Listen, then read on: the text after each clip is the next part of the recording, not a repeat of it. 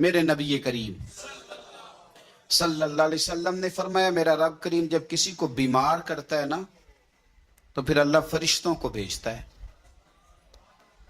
فرماتا جب پتہ کر کے آؤ کسی سے میری شکایت تو نہیں کر رہا،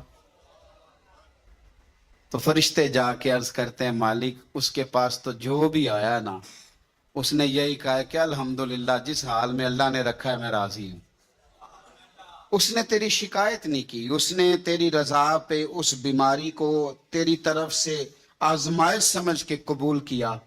میرے نبی کریم علیہ السلام فرمانے لگے، رب فرماتا ہے فرشتوں گواہ ہو جاؤ، اگر میں اسے اس بیماری سے شفا دوں گا تو جو اس کے پاس خون ہے اس سے بہتر خون اسے عطا کروں گا، اور جو اس کے پاس گوشت ہے اس سے بہتر اسے گوشت عطا کروں گا، اور اگر میں اسے اس بیماری میں وفات دوں گا تو پھر میں اسے جنت عطا کروں گا، اگر شفا دوں گا تو بہترین شفا دوں گا، اور اگر وفات دوں گا تو پھر جنت دوں گا۔ جب آپ حوصلے کے ساتھ چیزوں کو قبول کرتے ہیں، جب آپ کی طبیعت کے اندر صبر چھلکتا ہے، جب آپ کو محسوس ہوتا ہے کہ اب ہم کچھ تو حوصلہ تیزی کے ساتھ لوگوں کے اندر سے حوصلہ رخصت ہوا ہے۔ تھوڑا سا میرے پاس رات کو 4-5-6 ڈاکٹر آ گئے تھے تو میں ان سے کہہ رہا تھا کہ آپ دوائی بھی ضرور لکھیں پر تھوڑا سا نا مریضوں سے ہنس کے بولا کریں، آپ کی مہربانی۔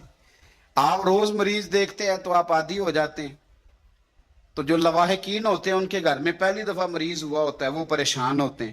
اب چونکہ آپ کا روٹین کا کام ہے آپ کو اتنی ٹینشن نہیں ہوتی، آپ کو پتا ہوتا ہے کہ ابھی ٹانگ خدا نخواستہ ٹوٹ گئی ہے تو اس کا ایکس رے ہوگا، فلانا کام ہوگا، تو یہ ہر چیز اپنے ٹائم پہ آپ ٹھیک ہیں۔ لیکن اگر آپ تھوڑا سا تیز 2 قدم چلنے لگ جائیں، بھاگ کے ادھر جائیں بھاگ کے ادھر آئیں، تو مریض والوں کا حوصلہ ہو جائے گا کہ نہیں ڈاکٹر بڑا بھاگ دوڑ کر رہا ہے ہمارے لیے۔ لیکن اگر آپ کہہ دیں گے بیٹھ جاؤ آرام سے ہو جاتا ہے سارا کچھ، تو وہ کہتے ہیں اس کو تو پرواہ ہی کوئی نہیں۔ تو زندگی میں صبر کریں، تحمل کریں اور اپنے آپ کو بردبار بنا لیں۔ سنو حضرت یحییٰ بن معاذ رحمت اللہ تعالی علیہ فرماتے ہیں میرا رب میری دعائیں بڑی قبول کرتا تھا، میں جو اپنے مالک کی بارگاہ میں عرض کرتا میرا اللہ قبول فرما لیتا۔ فرماتے میں نے ایک بندہ دیکھا تو وہ کوڑ کا مریض تھا اور اس کے کپڑے بھی لگتا تھا کہ اس کا وجود کھار ہیں، لیکن وہ بیٹھا تھا ایک کنارے جھونپڑی میں۔ میں نا نکلا ہوا تھا انار تلاش کرنے، ایک وہ انار مل جائے، صبح سے نا میری بڑی تلاش تھی اور میں نے کئی جگہوں پہ ڈھونڈا تو انار نہیں ملا۔ کہتے ہیں میں اس جھونپڑی کی طرف آیا تو میں نے اسے دیکھا تو اس کے قریب جا کے نا مجھے بڑا رحم آیا، تو میں نے اسے کہا میں تیرے لیے دعا نہ کر دوں اللہ تجھے شفا دے دے؟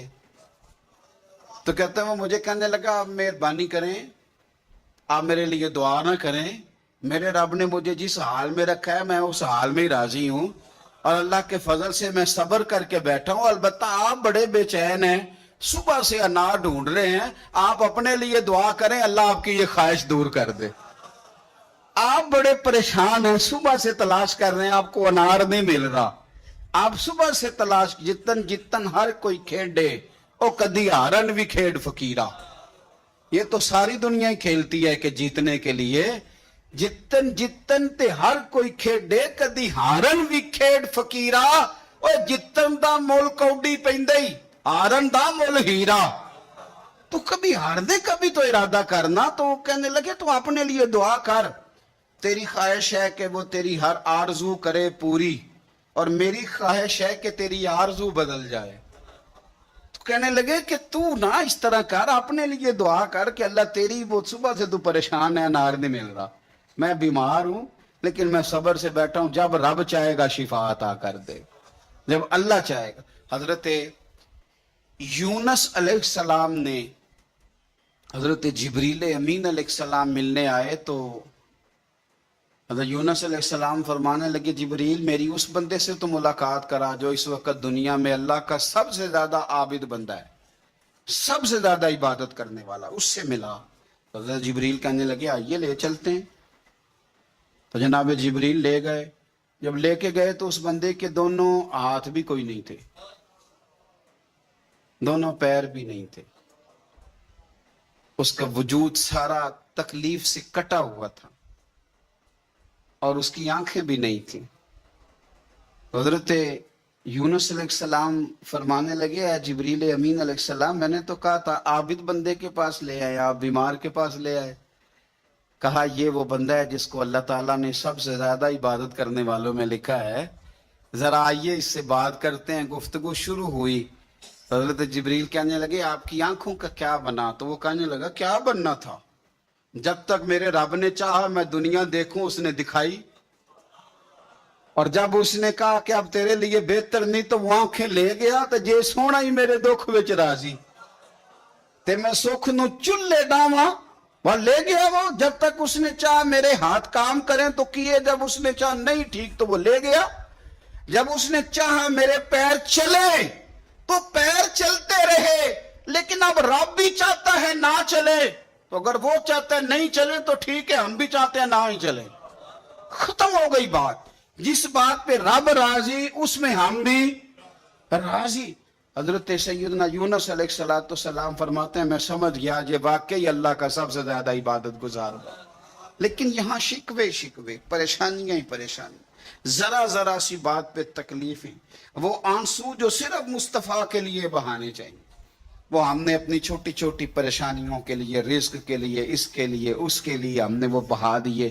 میرے مصطفیٰ کریم صلی اللہ تعالی علیہ وسلم کے صحابی حضور کے سامنے کھڑے ہیں، نسائی میں حدیث ہے، اور ان کے ساتھ نا ان کا چھوٹا سا بچہ ہے. یہ بچے بڑے پیارے ہوتے ہیں، آئے ہائے یہ بڑا، میری اماں جی کہا کرتی تھی پتر بڑے میٹھا میوہ. بچے بڑے پیارے ہوتے ہیں. چھوٹا سا بچہ ساتھ تھا. تو حضور فرمانے لگے اس صحابی سے کہ بڑا پیار ہے تجھے بیٹے سے؟ اس نے کہا حضور بڑا ہی پیار ہے. کچھ دن گزرے تو صحابہ کرام فرماتے ہیں اس آدمی کا بیٹا انتقال کر گیا. اس کا بیٹا انتقال کر گیا.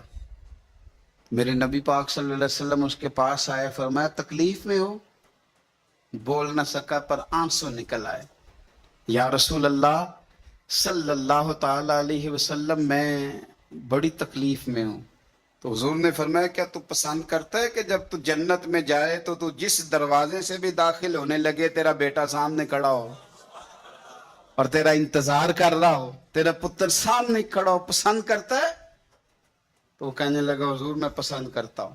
تو حضور نے فرمایا پھر تیرا بیٹا تیرا انتظار کرے گا. قریب صحابہ کھڑے تھے، کہا یا رسول اللہ یہ اس کے لیے ہے یا جس کا بھی بیٹا انتقال کر جائے سب کے لیے ہے؟ تو میرے محبوب نے فرمایا یہ سب کے لیے ہے. جس کا بھی بیٹا دنیا سے جائے گا وہ جنت میں پہلے اپنے ماں باپ کے انتظار کے لیے کھڑا ہوگا. میرے نبی پاک علیہ السلام نے فرمایا تو صبر تو کرنا، اگر اولاد کا جانا غم بہت بڑا ہے تو پھر دیکھ اللہ تبارک. اور حضور نے ایک اور حدیث بھی بیان فرمائی. فرمایا جب اللہ تعالیٰ کے فرشتے حضرت اسرائیل علیہ السلام کسی کے بچے کی روح قبض کرتے ہیں نا، تو وہ قبض کر کے آتے ہیں تو اللہ فرماتا ہے بتاؤ میرا بندہ کیا کہہ رہا تھا؟ تم اس کے جگر کا ٹکڑا لے آئے ہو، اس نے کیا کہا تھا؟ ایسا تو نہیں نا کہ مالک بے خبر ہے، وہ تو سارا کچھ جانتا ہے نا. بتاؤ وہ کیا کہتا تھا؟ تو فرشتے عرض کرتے ہیں مالک وہ تیری رضا پہ راضی تھا. وہ کہہ رہا تھا انا للہ و انا الیہ راجعون. اس نے الحمدللہ کہا تھا. تو اللہ فرماتے ہیں پھر جنت میں اس کے نام کا ایک محل بناؤ جس میں اسے بھی رکھوں گا اس کی اولاد کو بھی رکھوں گا. تو صبر کی جو جزا ہے، حوصلے کی جو جزا ہے، بالخصوص ملت کے جوانوں کے اندر حوصلہ کم ہے، ان کو بڑی جلدی ہے. میرے عزیزو آپ بکھر جائیں گے، آپ ٹوٹ جائیں گے. ہمارے بچے چور دروازہ اختیار کرتے ہیں دنیا میں کمائی کرنے کا، چور دروازہ اختیار کرتے ہیں شہرت حاصل کرنے، چور دروازے سے آگے جانا چاہتے ہیں. آپ انتظار کریں، آپ اپنے رب کریم پہ بھروسہ رکھیں. اور میں دیکھتا ہوں کہ شکایتیں، شکوے، پریشانیاں، اور ہر بات میں لوگ یہ کہتے ہیں کہ جناب بڑی بری حالت ہے، پتہ نہیں کیا بننے والا ہے، جلدی سے کوئی معاملات ٹھیک ہو جائیں. اور بعض سنگی اس طرح کی باتیں بھی کرتے ہیں، وہ کہتے ہیں جناب میں تو نمازیں بھی 5 پڑھتا ہوں، میں تو روزانہ سویرے قرآن پاک بھی پڑھتا ہوں. تو میں اکثر پوچھتا ہوں کہ آپ قرآن پاک اس لیے پڑھتے ہیں کہ آپ کی دکان زیادہ چلے؟ کہ یہ اس لیے پڑھتے ہیں کہ اللہ راضی ہو جائے؟ آپ یہ تو دیکھیں کہ آپ عبادت کر رہے ہیں کہ تجارت کر رہے ہیں. ٹھیک ہے عبادت سے تلاوت سے رزق میں برکت ہوتی ہے، پر مقصود برکت نہیں، مقصود تو اللہ کو راضی کرنا ہے. تو ہم بڑی ساری جگہوں پر جلد باز ہیں. دیکھو اللہ تبارک و تعالیٰ نے ہر چیز کا ایک وقت مقرر کیا ہوا ہے، اور اپنے وقت پر وہ چیز انسان کو نصیب ہو جاتی. اگر آپ کے مزاج میں تحمل ہو، اگر آپ کی آج ٹانگ خدا نہ خواستہ کسی کی ٹانگ فریکچر ہو جاتی ہے تو کوئی ٹیکا ایسا نہیں بنا کہ ابھی لگے گا اور 20 منٹ کے بعد آپ اٹھ کے چلنے لگ جائیں گے. ایسا ہو سکتا نہیں. آپ کو آپریٹ کرانا ہے، 1 آدھ مہینہ دینا ہے، دوائی کھانی ہے، پٹیاں کرانی ہے، وہ اپنے وقت پہ جا کے ٹھیک ہوگی. پھر بھی آپ کو نارمل چلنے پھرنے کے لیے ٹائم دینا پڑے گا. کوئی بھی چیز ہے وہ ٹائم لیتی ہے. ہمیں جلدی بڑی ہے. میرے نبی کریم صلی اللہ تعالی علیہ وآلہ وسلم نے ارشاد فرمایا کچھ لوگ ایسے ہوں گے قیامت کے دن کہ اللہ تعالیٰ کی طرف سے منادی ہوگی. اس کو امام غزالی نے احیاء العلوم میں لکھا ہے. منادی ہوگی کہ فضیلت والے لوگ کدھر ہیں. فرشتے پوچھیں گے فضیلت والے لوگ کدھر ہیں. تھوڑے سے لوگ ہوں گے جو جلدی جلدی سے اٹھیں گے اور وہ جنت کی طرف جانے لگیں گے. تو فرشتے ان سے پوچھیں گے بھئی تم فضیلت والے بھی ہو اور جلدی جلدی جنت میں جا رہے ہو، تو بتاؤ تو صحیح تم اصل میں ہو کون؟ تو وہ کہیں گے ہم وہ لوگ ہیں جن پر ظلم کیا جاتا تھا تو ہم صبر کرتے تھے، اور اگر کوئی تکلیف دیتا تھا تو ہم اسے معاف کر دیتے تھے، اور اگر کوئی جہالت کرتا تھا تو ہم جواب میں بردباری کرتے تھے. بس اس کی برکت سے اللہ نے فضیلت والے بھی بنا دیا ہے اور جنت بھی عطا کی جا رہی ہے. تو اگر آپ میں نہ درگزر ہے نہ حوصلہ ہے. دیکھیں مفسرین کرام نے اور سیرت نگاروں نے ایک بحث چھیڑی ہے کہ اللہ تعالیٰ نے فتح مکہ پہ غلبہ میرے نبی کریم علیہ السلام کو عطا فرمایا. مفسرین کہتے ہیں کہ بتاؤ اگر غلبہ اہل مکہ کو ہوتا تو پھر وہ کیا کرتے؟ اگر خدا نہ خواستہ ان کی طرف معاملات جاتے تو کیا حال ہوتا؟ اب حضور آئے ہیں مکہ مکرمہ کے اندر فاتح بن کے. کئی دفعہ نہ سکھ بھول جاتے ہیں، دکھ نہیں بھولتے. کسی کمرے سے آپ ڈر گئے ہو نا کسی وقت، تو آپ دوبارہ جب بھی اس کمرے میں جائیں وہ ایک چھوٹا سا خوف ضرور محسوس ہوتا ہے. کسی بندے نے تلخ بات کی ہو نا تو وہ پوری طرح بندہ اس کو بھلا نہیں سکتا، کبھی نہ کبھی وہ بات دوبارہ یاد، وہ بندہ سامنے آئے یا وہ مقام ہی سامنے آئے. تو اہل مکہ نے تو کوئی کسر نہیں چھوڑی تھی، قریش نے رعد کر دی تھی. اب سرکار گھوڑے پہ بیٹھے ہیں اور سارے ہاتھ باندھے سامنے کھڑے ہیں، تو ساری چیزیں میرے نبی پاک کے سامنے. لیکن ذرا میرے محبوب کا صبر دیکھنا. پوچھا جا رہا ہے کہ یا رسول اللہ اب آپ کیا سلوک کریں گے؟ تو حضور نے کیا فرمایا؟ فرمایا وہ سلوک کروں گا جو جناب یوسف نے اپنے بھائیوں کے ساتھ کیا تھا.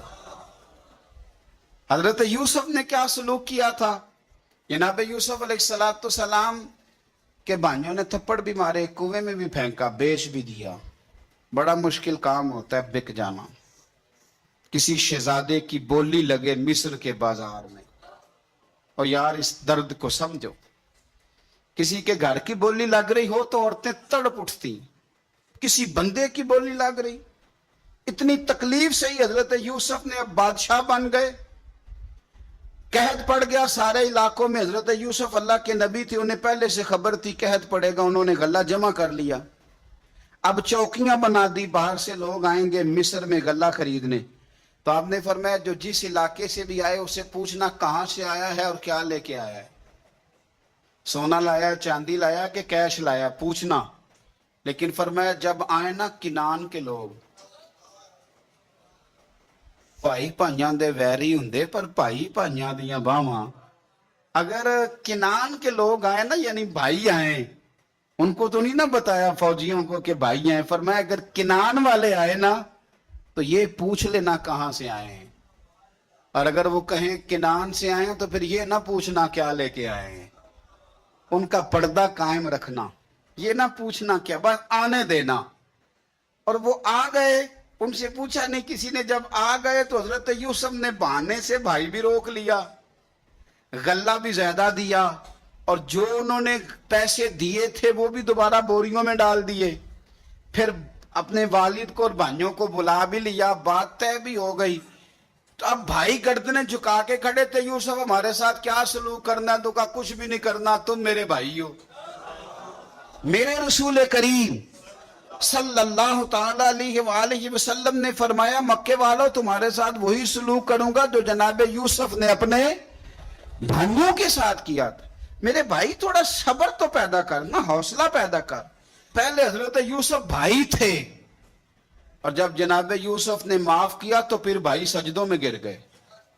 پھر کیفیت اور ہو گئی. اس زمانے میں سجدہ تعظیمی جائز تھا, تو وہ تعظیم کرنے لگے. جب آپ نے صبر ہوتا ہے تو لوگ آپ کی تعظیم کرنے لگتے, آپ کی عزت بننے لگتی, آپ کا وقار بڑا ہوتا. ان اللہ مع الصابرین, بے شک اللہ صبر کرنے والوں کے ساتھ ہے. صبر اور نماز سے تم مدد طلب کرو, مدد مانگو. اللہ صبر کرنے والوں کے ساتھ ہے. ایسا نہیں ہو سکتا کہ زندگی میں انسان کو مشکل نہ آئے, یہ ممکن نہیں. لیکن ہوتا یہ ہے کہ لوگ مشکلات کے آنے پر اس طرح کا رویہ اپناتے ہیں کہ مشکلات بڑھ جاتی ہیں. مشکل کے آنے پر جو آدمی بیمار ہو گیا تو اس نے مشکل کو اور مشکل بنا لیا. کسی شخص نے بڑے سخت لب و لہجے کے ساتھ آپ کے ساتھ گفتگو کی, اور آپ نے جب اپنا بلڈ پریشر بہت ہائی کر کے اس کو جواب دیا تو آپ نے اس مشکل کو اور زیادہ بڑھا لیا. اگر زندگی میں صبر آ جائے, حوصلہ آ جائے, اور انسان کو یہ بات نصیب ہو جائے کہ اس نے جو کام کرنا ہے صبر کے ساتھ کرنا, تو اس دنیا کے اندر سفر کرنے کے لیے, زندگی گزارنے کے لیے جو بہترین سواری ہے وہ صبر ہے. یہ ایک بہترین سواری ہے. میرے نبی کریم صلی اللہ تعالی علیہ وسلم نے ارشاد فرمایا کہ جب اللہ تعالیٰ قیامت کے دن صبر کرنے والوں کو جزا دے گا نا, اور اللہ تبارک و تعالیٰ انہیں اپنے انعامات سے نوازے گا, تو فرمایا جن لوگوں نے دنیا میں سکھ اٹھائے ہوں گے نا, بہت زیادہ زندگی آسانی میں گزاری ہوں گی, وہ بھی صبر کرنے والوں کا انعام دیکھ کر خواہش کریں گے کہ کاش ہمارے جسم لوہے کی کینچیوں سے کاٹ دیے جاتے, تو آج ہمیں بھی یہ والا اجر ملتا جو ان صابرین کو دیا جا رہا ہے. بڑی طبیعتوں میں جلد بازی, آہستہ آہستہ تلخی, اور چونکہ یہ تیز لوگوں کا زمانہ ہے تو بہت سارے لوگ جب تیزی دکھاتے ہیں, زندگی میں حوصلہ نہیں ہوتا, تو وہ کئی دفعہ نہ بےچارے اپنی ہی تیزی میں الجھ جاتے ہیں. کچھ دوست کئی دفعہ آ کے پوچھتے ہیں, کہتے ہیں بڑی مشکل ہے, بڑی مشکل ہے, تو آپ بتائیں کہ کیا کریں. تو میں کہا کرتا ہوں کہ آج کل جو مشکلات ہیں نا, آپ نے یہ مہربانی فرمانی ہے کہ کوئی نیا پروگرام نہیں بنانا, کوئی نئی اسکیم نہیں لڑانی مشکل سے نکلنے کے لیے. ایسا نہ ہو کہ آپ اور مشکل میں الجھ جائیں. آپ اللہ تبارک و تعالیٰ پہ بھروسہ کریں اور اپنی زندگی حوصلے کے ساتھ, صبر کے ساتھ گزاریں, اطمینان کے ساتھ, اور جد و جہد کرتے رہیں, کوشش کرتے رہیں, ہمت نہیں ہاریں.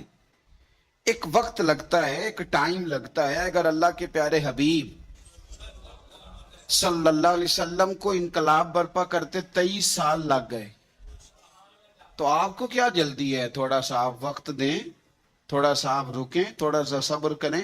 میرے رسول کریم صلی اللہ علیہ وسلم نے صبر کا ہمیں پیغام دیا. اپنی زندگی کو اگر آپ صبر نہیں کریں گے تو زندگی بے چین ہو جائے گی, زندگی بے قرار ہو جائے گی, زندگی میں تکلف آ جائے گا. زندگی کے اندر اب میں بہت سارے دوستوں کو دیکھتا ہوں کہ ایک مفت کی بے چینی, اپنا تعارف کرانے کی بے چینی, اپنا نام بنانے کی بے چینی, اپنا ظاہر کرنے کی بے چینی, اپنی کوئی کہانی سنانے کی بے چینی, یہ ساری بے چینیاں ہیں. آپ کچھ کام کریں زندگی میں اور حوصلے کے ساتھ کریں, اور پھر تھوڑا ٹائم دیں. ایک وقت آئے گا رب کریم آپ کو خود ہی عزت عطا فرما دے گا. اللہ تعالیٰ خود ہی آپ کو شہرت بھی عطا کر دے. آپ کو کہیں منظور نظر ہونا ہے, فرنٹ سیٹ پہ آنا ہے تو ٹائم لگے گا. کچھ کر کے آئیں گے تو آپ کو بھی مزہ آئے گا. کچھ کر کے آئیں گے تو آپ کو بھی پتہ چلے گا کہ نہیں میں کسی وجہ سے آیا ہوں. بلا وجہ آ جاؤ گے تو بلا وجہ جو کرسی مل جاتی ہے وہ بلا وجہ چھین بھی جاتی ہے. تو کسی وجہ سے ملتی ہے تو پھر اللہ تعالیٰ اسے دوام بھی دیتا ہے. اپنی زندگی میں حوصلہ, صبر, اللہ جو آپ کے لیے فیصلہ کرے گا وہ بڑی شانوں والا کرے گا. رب کریم جو چیز آپ کو دے گا وہ بڑی شانوں والی دے گا. لیکن تھوڑا سا انتظار, تھوڑا سا وقت دیں. تھوڑا سا ٹائم لگتا ہے بہت سارے کاموں کو. بے حوصلہ نہ ہو. اگر آپ بے حوصلہ ہو جائیں گے تو بکھر جائیں گے, ٹوٹ جائیں گے. رتی برابر ریٹ نہیں لگے گا. میرے نبی پاک علیہ السلام کی اولاد کا میدان کربلا میں جو سب سے قیمتی انہوں نے اثاثہ چھوڑا وہ صبر ہے, وہ حوصلہ ہے. امام علی مقام ہتھیار سے نہیں لڑے, صبر سے لڑے. امام حسین, سیدہ زینب, حضرت عباس, یہ صبر سے لڑے. ان کے پاس جو سب سے قیمتی چیز تھی وہ صبر تھی. ان کے صبر نے کمال کر دیا. حکومت تو 4 سال یزید نے کی, پر کائنات میں چھا کے وقت حسین ابن علی نے گزارا.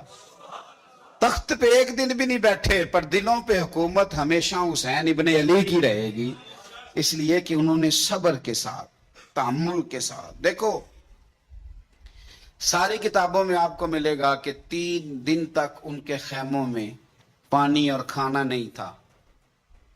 لیکن یہ بھی کمال کیا سیرت نگاروں نے, کہتے ہیں 3 دن تک خیموں میں پانی نہیں گیا, کھانا نہیں گیا, پر ایک لمحے کے لیے بھی خیموں کے اندر سے قرآن پاک کی تلاوت کی آواز نہیں رکی. ایک منٹ کے لیے بھی انہوں نے قرآن پاک پڑھنا نہیں چھوڑا. ان کی عبادت قضا نہیں ہوئی. انہوں نے جو ان کا اصل کام تھا وہ کام نہیں انہوں نے چھوڑا. اگر صبر, حوصلہ, اطمینان ان کے پاس نہ ہوتا تو پھر یہ منظر آج سامنے. اور وہ بے حوصلہ تھے.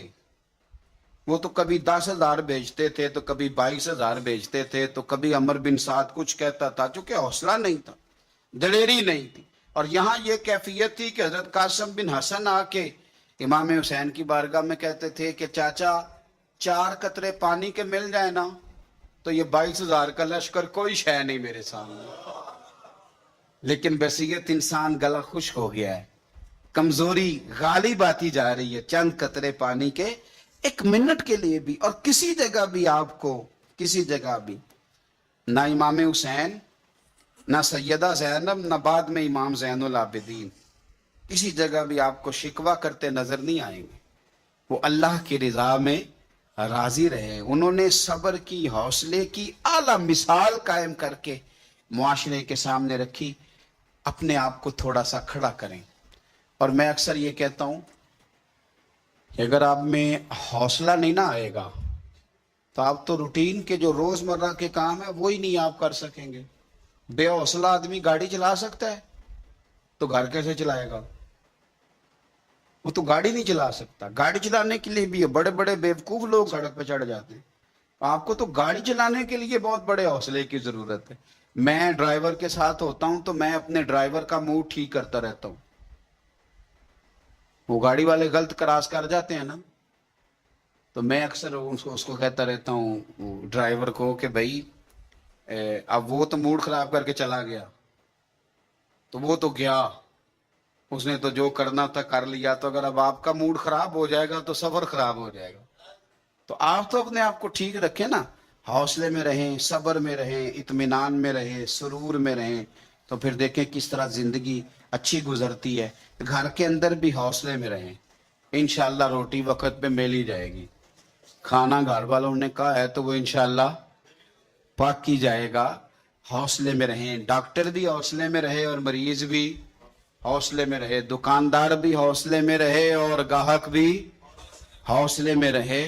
تھوڑا سا نا, مطلب میں ایک دکاندار کے پاس ایک دفعہ کھڑے ہونے کا موقع مل گیا, تو وہ کوئی چیز کسی آدمی نے نا اس سے پوچھ لی, تو وہ کہنے لگا یہ جنرل سٹور سے نہیں ملتی, اور تلخ لفظوں میں اس نے کہا.